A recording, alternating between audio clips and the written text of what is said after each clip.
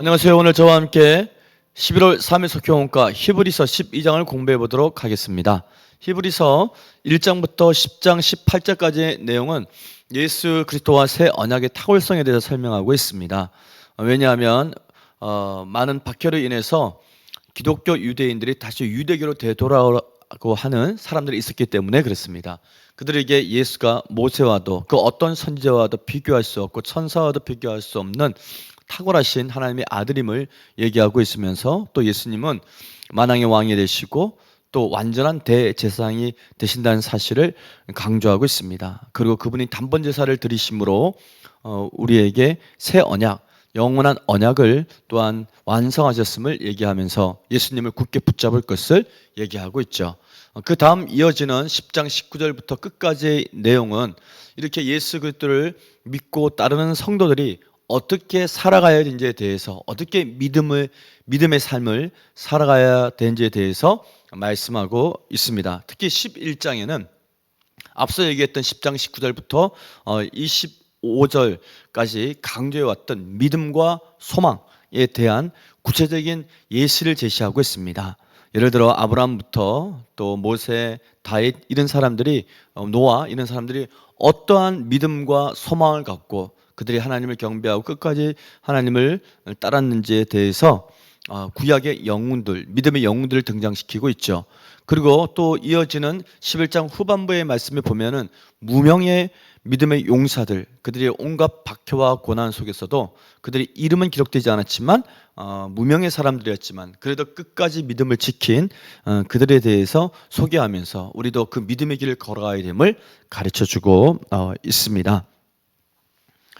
그래서 궁극적으로는 기독교는 그 어떤 박해와 고난 속에서도 믿음이 흔들리지 않고 끝까지 예수 그리스도 한 분만을 바라보며 살아가야 됨을 그렇게 말씀해 주고 있는 것이죠.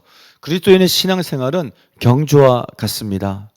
달려가야 될 트랙이 있는 것이죠. 그 트랙을 달려가다 보면은 달리기를 포기하고 싶은 그런 지점도 있을 것이고 또 여러 가지 장애물도 만나게 됩니다. 그러나 그 모든 고난과 장애물은 우리를 향하신 하나님의 사랑의 훈육이라는 것을 우리가 알면 그 장애물을 또 그 고난을 우리가 쉽게 이겨나갈 수 있습니다. 히브리서 기자는 그리스도에 당하는 그 고난과 핍박, 박해 또한 때로는 하나님의 그 징계를 하나님의 사랑의 훈육이다 그렇게 가르쳐주고 있습니다. 자, 그러면 오늘 본문의 말씀 우리 나누도록 하겠습니다. 문제 나누도록 하겠습니다.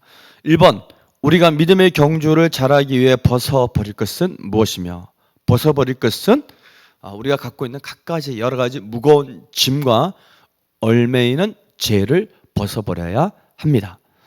또한 우리가 바라보아야 할 대상은 누구인가요? 바라보아야 할 대상은 믿음의 주, 믿음의 창시자이면서 우리를 온전케 하신, 우리를 완전하게 하신 예수 그리스도를 우리는 바라보아야 됩니다. 우리가 그 예수를 바라볼 때 우리의 믿음을 온전하게 하실 것이고 우리가 그리스도인에서 온전한 삶을 살아가게 될 것입니다. 그래서 예수를 바라보라. 우리가 바라봐야 할 대상은 오직 예수인 것을 강조하고 있습니다.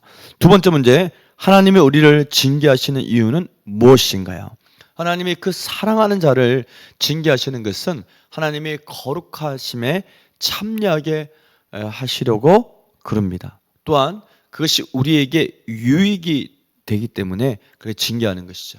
그래서 하나님이 사랑한 자를 징계한다 그랬는데 그 사랑한 성도들을 징계하실 때는 그것이 모든 그리스도인에게 정말로 유익하고 또 그 징계를 통하여 우리는 더욱더 하나님의 그 거룩한 성품에 참여하게 된 줄로 믿습니다. 이번에 두 번째 문제, 하나님의 징계를 받을 때 어떤 마음가짐을 가져야 할까요?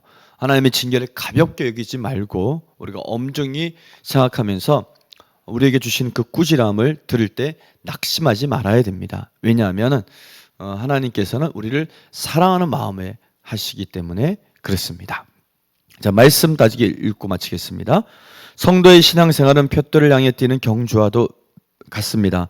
믿음의 경주를 잘하기 위해서는 먼저 방해되는 요소와 재해를 제거해야 합니다. 특히 장거리 경주를 할 때는 결승점을 분명히 바라보는 것이 중요합니다. 이처럼 우리도 신앙의 목적지인 예수님께 시선을 고정해야 합니다.